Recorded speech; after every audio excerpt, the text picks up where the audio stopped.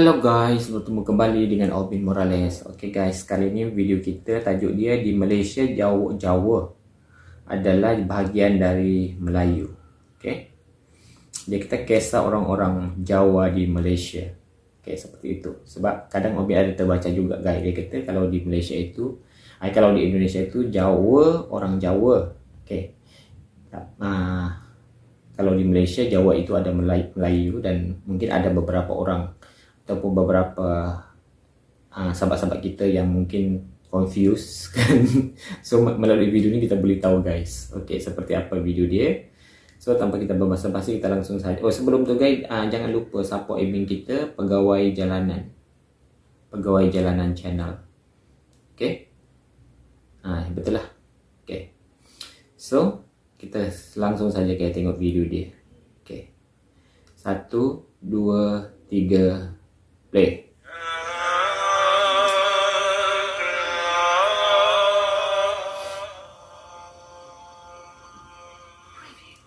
Kisah Jawa dan Melayu. Selamat datang kembali di channel Pegawai Jalanan. Semoga informasi yang kami sajikan ini bisa bermanfaat untuk kita semua. Silahkan kalian simak video ini agar kalian bisa menangkap informasi yang kami sajikan. Selamat menonton. Selamat menonton guys.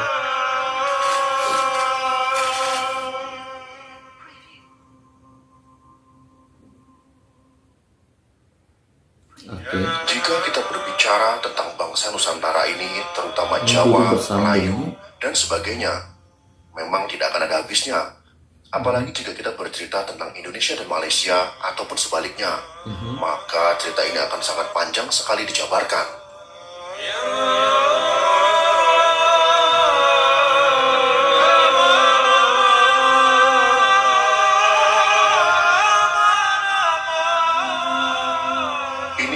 Sebuah foto koreksi Museum Negara Malaysia yang memperlihatkan suasana sudut jalan Mountbatten semasa banjir besar pada tahun 1926 di Tanah Melayu. 1926 kau? Selain menjadi ikon karena letaknya yang berada di kawasan pusat bersejarah Malaysia yang menyimpan sejarahnya sendiri. Dahulu kawasan ini merupakan jalan utama bagi aktivitas perdagangan komunitas orang Jawa di sana. Pada tahun 1889 jalan ini diperbaiki dan dinamai dengan Jalan Jawa. Jalan Jawa. Lantas, ingatan apa yang tertinggal di sepanjang sudut-sudut jalan dalam memori kolektif masyarakat Malaysia?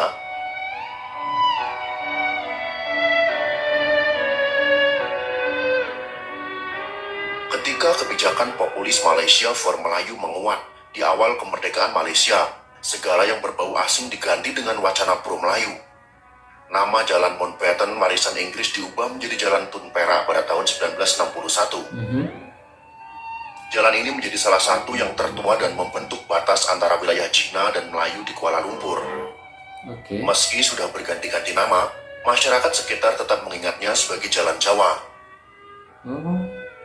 Jalan Jawa adalah satu dari representasi komunitas Jawa, membangun jejak demografi panjang di Tanah Melayu. Aliran manusia dari Jawa ke Semenanjung telah berbilang abad.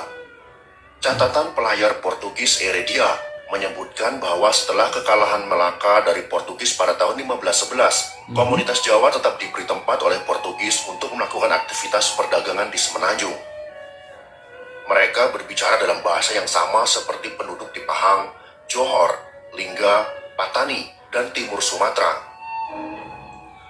Kedudukan geografis yang lebih dekat dengan kepulauan Indonesia, khususnya Pulau Sumatera dan Pulau Jawa, membuat penduduk Semenanjung cenderung lebih terpengaruh oleh kebudayaan Indonesia dibandingkan dengan kebudayaan Asia Tenggara daratan, yaitu Thailand ataupun Indochina.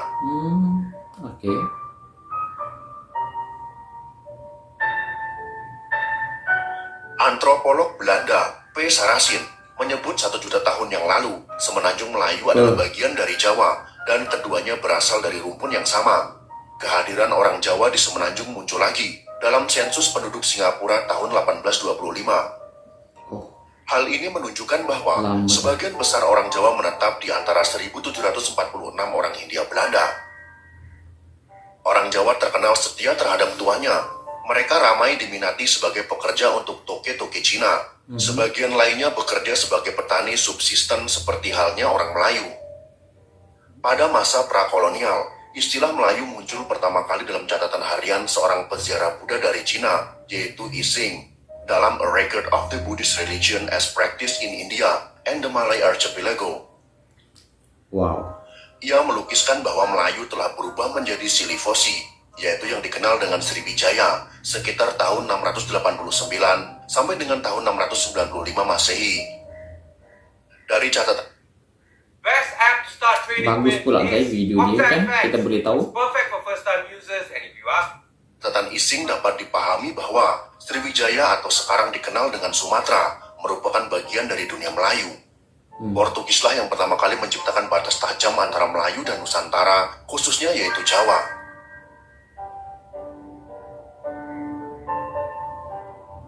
Orang Melayu dan orang Jawa. Sebelumnya, pedagang-pedagang Arab memanggil semua penduduk Nusantara dengan sebutan orang Jawi. Mereka tidak Jawi. membedakan antara orang Melayu dan orang Jawa. Keduanya dianggap penduduk lokal semenanjung. Oke. Dari kalangan Melayu, Said Abdullah bin Abdul Hamid Al-Idrus dalam editorial majalah Kalam edisi pertama menggunakan istilah dunia Melayu untuk komunitas muslim di Semenanjung. Ia memasukkan muslim Jawa sebagai bagian dari bangsa Melayu. Dunia Melayu yang dibayangkan oleh Idrus sebagai komunitas muslim sesuai dengan bunyi konstitusi Malaysia. Seorang Melayu didefinisikan sebagai orang yang mengaku muslim, biasanya berbicara bahasa Melayu sesuai dengan kebiasaan Melayu. The Malaysia Federal Constitution, tahun 1964, halaman 103. Sejarawan Wang Gungwu menggambarkan orang Jawa mendapat tempat khusus di hati masyarakat Melayu. Mereka mengakui orang Jawa sebagai migran serumpun karena memeluk kepercayaan yang sama dengan orang Melayu sebagai muslim, serta berbicara dalam bahasa Melayu. Sebaliknya, orang Cina dan India di Malaysia sebagai imigran tak serumpun karena mereka memiliki latar belakang budaya yang sepenuhnya sangat berbeda. Pegawai sipil kolonial Inggris, yaitu Sir Richard Winsett, dalam tulisannya pada tahun 1921, mengasosiasikan orang Melayu sebagai penduduk yang tinggal di wilayah Semenanjung dan Riau Lingga. Pernyataan ini dibantah oleh sejarawan Melayu, yaitu Abdul Hadi. Ia keberatan jika Melayu dibatasi oleh penduduk yang tinggal di Semenanjung dan Sumatera. Tanah Melayu lebih luas, meliputi Jawa, Kalimantan, Sumatera, Filipina, dan lain sebagainya. Iya guys, luas sampai ke Filipina sana. Jejak pengaruh komunitas peranakan Jawa Melayu juga ditandai dengan munculnya berbagai surat kabar pada awal abad ke-20. Utusan Melayu, sebuah penerbitan berkala yang ditulis dalam aksara Jawi, yaitu Arab Jawa, dan berbahasa Melayu didirikan tahun 1907. Media ini memperjuangkan suara komunitas muslim Jawa di Singapura yang kini menjadi minoritas. Lanskap publikasi Jawi lain yang berpengaruh mengusung identitas peranakan Jawa Melayu adalah Al-Imam, sebuah surat kabar berbahasa Melayu Jawi yang didirikan oleh Syed Sheikh Al-Hadi pada tahun 1906. Beberapa artikel di Al-Imam sebenarnya adalah terjemahan dari ide-ide di Al-Manar, surat kabar yang menyuntikkan perubahan sosial bagi kalangan Arab di Mesir. Al-Imam dianggap salah satu surat kabar Melayu transnasional paling awal.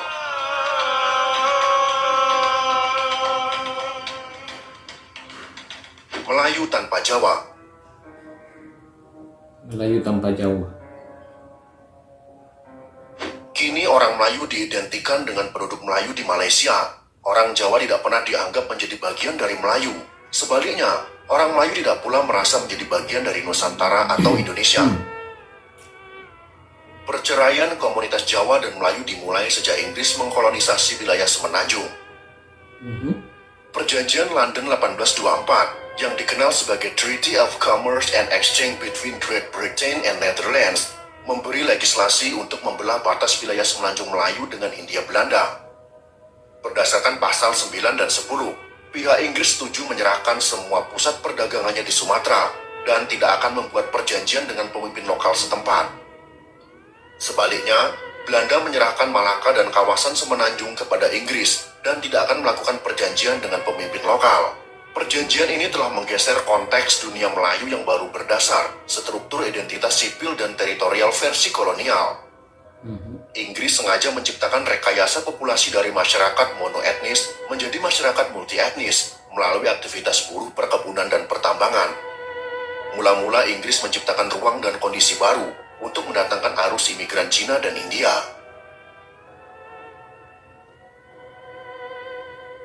Mereka yang sangat berbeda dalam adat, budaya, dan bahasa ini kemudian menetap menjadi bagian dari penduduk di wilayah Semenanjung.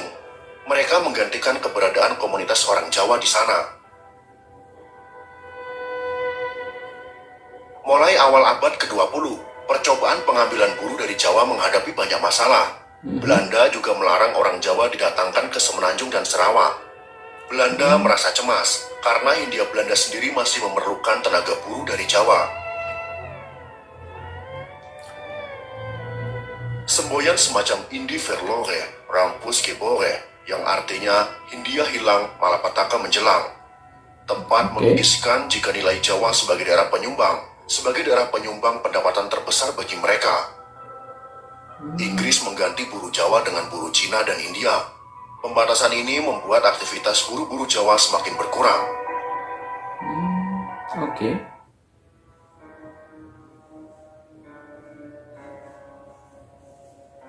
Pembagian wilayah administrasi oleh pemerintah kolonial tidak hanya membelah orang Melayu dan orang Jawa secara relasi sosial, tetapi juga memutus relasi fungsional keduanya. Kehadiran orang Jawa secara pasti makin dilupakan. Dunia Melayu hanya didefinisikan secara eksklusif atas 3 ras besar, yaitu Melayu, Cina, dan India. Rekayasa populasi yang dilakukan oleh Inggris ini sekaligus mengeluarkan identitas orang Jawa sebagai bagian dari dunia Melayu.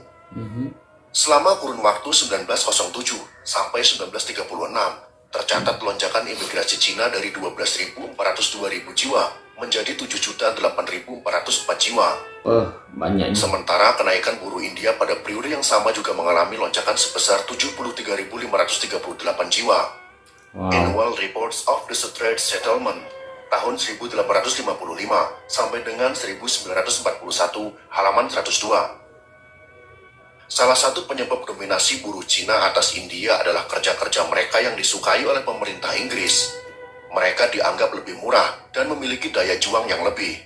Sebaliknya orang Jawa dan orang Melayu dianggap pemalas oleh pemerintah kolonial Inggris. Hingga tahun 1934, sebanyak 73.798 buruh India juga hijrah ke tanah Melayu. Kesian pula kita. Colonial Labor and Administration tahun 1960 halaman 68. Mereka direkrut dengan sistem kontrol Kangani, yaitu pemimpin buruh. Melalui pengaruhnya di desa-desa, Kangani menyediakan kapal besar dan komisi untuk setiap tenaga kerja yang direkrut ke Malaya. Rekayasa populasi juga didukung oleh kebijakan Kaisar Kansi pada abad ke-17. Ia mencabut undang-undang pelarangan orang Cina berdagang ke luar negeri yang dikenal dengan Hygiene Policy. Hal ini mendorong pedagang-pedagang Cina melakukan eksodus ke kawasan Semenanjung.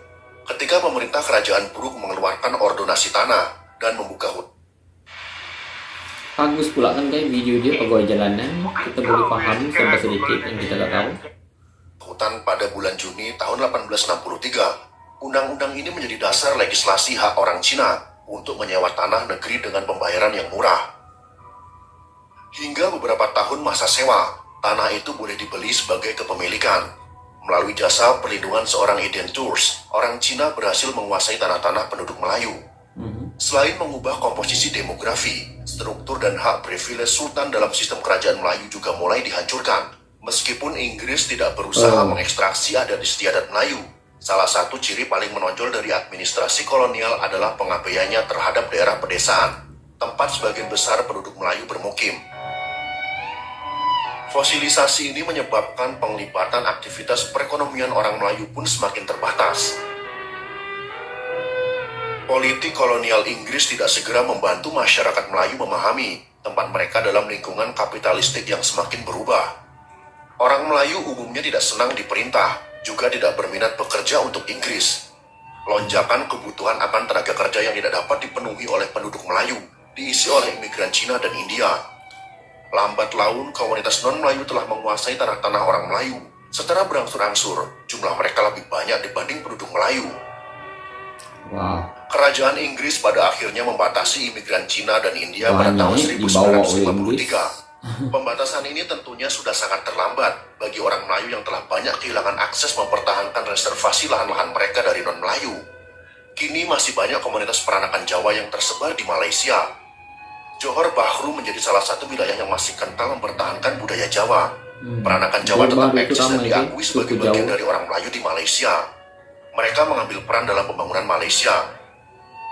Mantan Wakil Perdana Menteri Zahid Hamidi misalnya, ia adalah keturunan asli Jawa yang terbilang sukses berkarir di bidang pemerintahan di Malaysia. Di beberapa wilayah Sabah, juga telah banyak keturunan orang Jawa yang memegang tumpuk kepemimpinan di negeri Malaysia. Di Sabah pun ramai juga. Semoga sekelumit kisah tentang perjalanan orang Jawa di tanah Melayu ini bisa menginspirasi kita semua. Tentunya inspirasi yang sangat positif untuk menjalin hubungan baik antara Indonesia dan Malaysia dan seluruh kawasan Asia Tenggara. Semoga informasi ini bermanfaat untuk kita semua. Jika kalian suka dengan video ini, silakan berikan jempol ke atas. Dan jika kalian menganggap video ini bermanfaat, maka bagikanlah untuk teman-teman Anda yang lain. Terima kasih sudah menonton. Wow, so seperti itu guys video kita. Di Malaysia, Jawa adalah sebahagian dari Melayu.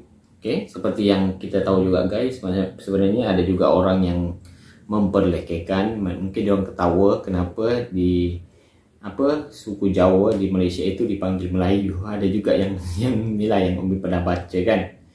Ya, jadi seperti itu guys. Sebenarnya kalau di Malaysia itu suku Jawa itu Melayu. Dipanggil Melayu. Mungkin kalau di Indonesia suku Jawa. Melayu itu mungkin ada beberapa bahagian di Sumatera seperti itulah kan. Tapi di Malaysia itu lain guys. So berdasarkan pada admin kita tadi, itulah guys sejarah dia. Oke, so itu saja guys video kita kali ini. Semoga kita berjumpa lagi di lain video. Thank you so much pada korang yang udah support Obin Morales channel. Semoga korang happy selalu guys. Oke.